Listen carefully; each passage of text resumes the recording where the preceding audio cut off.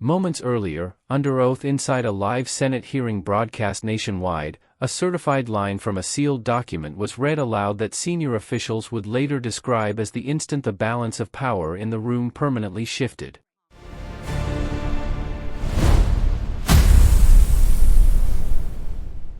The clerk's voice did not rise. It didn't need to. Certification verified. Signature authenticated. Timestamp confirmed. 3 phrases. Each one irreversible. Because once a sworn record is spoken inside a federal chamber, it stops being paper.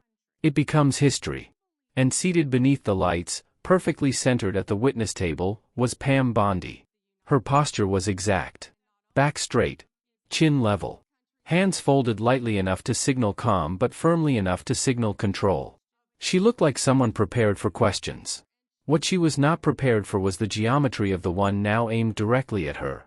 The senator who asked it did not lean forward. Did not shuffle notes.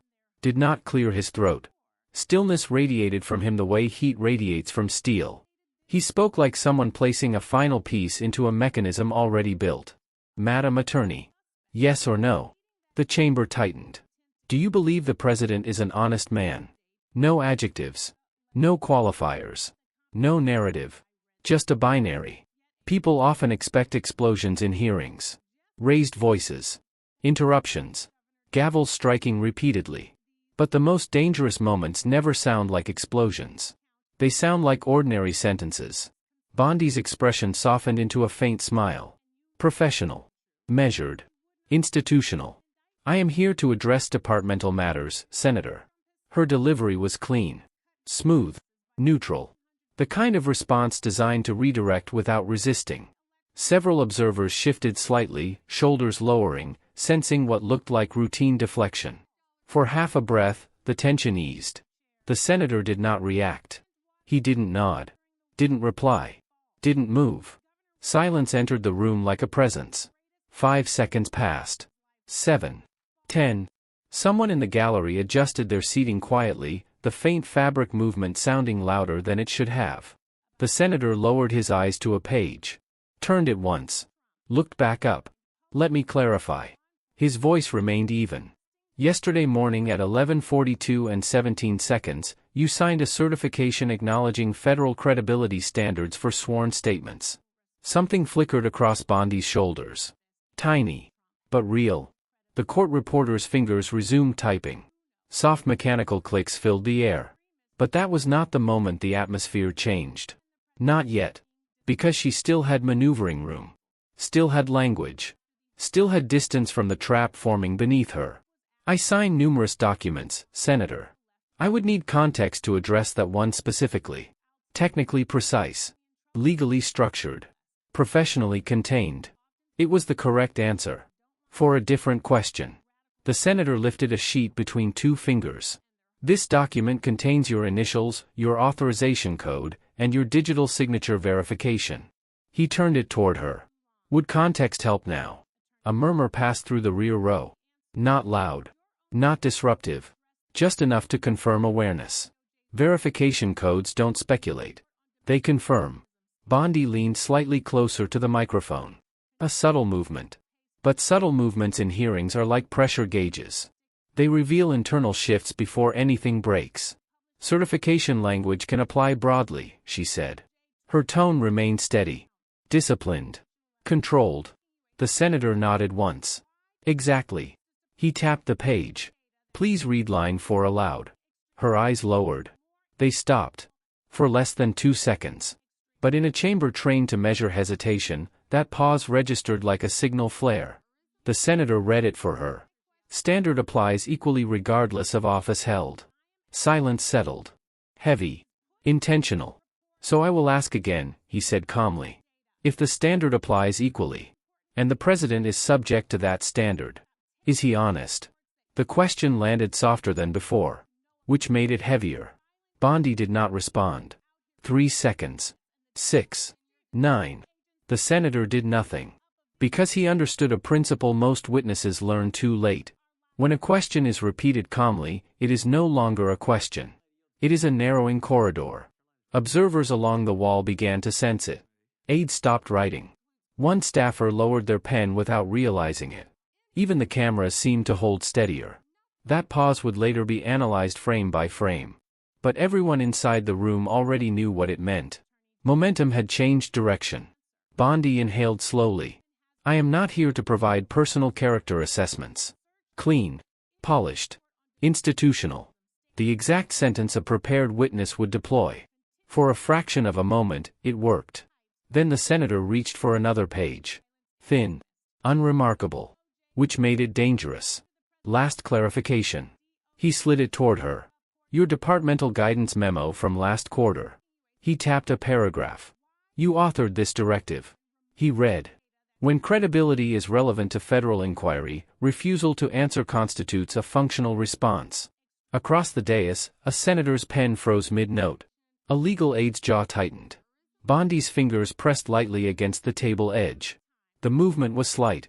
But physical tells inside hearing speak louder than statements. The questioning senator did not continue. He didn't need to. The record was speaking. The memo. The timestamp. The certification. 3 independent points. 1 converging line. And she was sitting where they intersected. But that still wasn't the moment that shifted everything. Because the final piece had not yet appeared. The air felt cooler. Sharper. Bondi straightened subtly, recalibrating posture. Senator, she said, I am here to discuss department operations, not political labels. Measured. Professional. Safe. The senator inclined his head.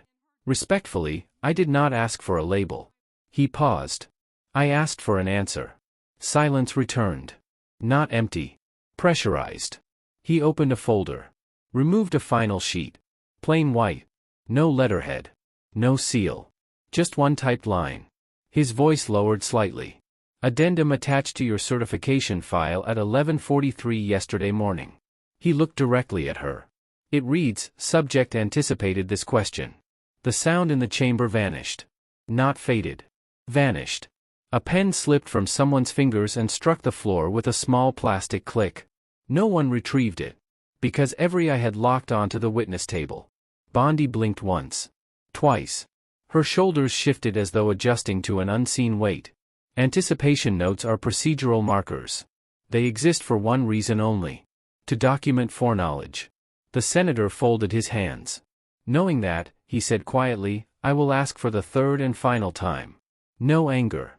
No accusation. Just inevitability. Is the president honest? Time changed speed. Seconds stretched. The court reporter stopped typing. The gallery leaned forward collectively, though no one realized they were doing it. The overhead lights hummed faintly. Bondi leaned toward the microphone. When she spoke, her voice was softer than before. I declined to answer. The words did not echo. They settled. The senator nodded once. Let the record reflect, he said, the witness declined. The gavel struck. One clean note. Final. Irreversible. Outside the chamber doors, staffers were already checking phones. Messages were being drafted. Clips queued.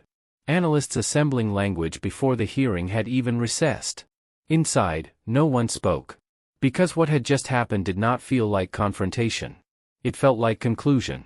Hearings often contain arguments. Rarely do they contain turning points. This one had. Not through shouting. Not through accusations. Through procedure. Power rarely collapses when attacked. It shifts when documented. Bondi gathered her papers. Carefully. Edges aligned. Corners squared. Movements precise enough to signal control. But precision after pressure reads differently than precision before it. Across from her, the senator closed his folder. Not abruptly. Not theatrically. Just finished. The clerk typed one final line into the official transcript. Witness declined to answer. That sentence would be archived. Indexed. Searchable. Permanent. Historians often search for dramatic moments when influence changes hands. They expect speeches. Votes. Scandals. They rarely expect silence. Yet inside that chamber, beneath fixed cameras and white lights, silence had spoken with surgical clarity. No accusation had been shouted. No claim had been made. No ruling issued. And still, everyone present felt it. Something had shifted. Not loudly. Not visibly. but unmistakably. Because power, when cornered by its own record, doesn't always fall. Sometimes it simply stops speaking. And when it does, the room tells the story for it.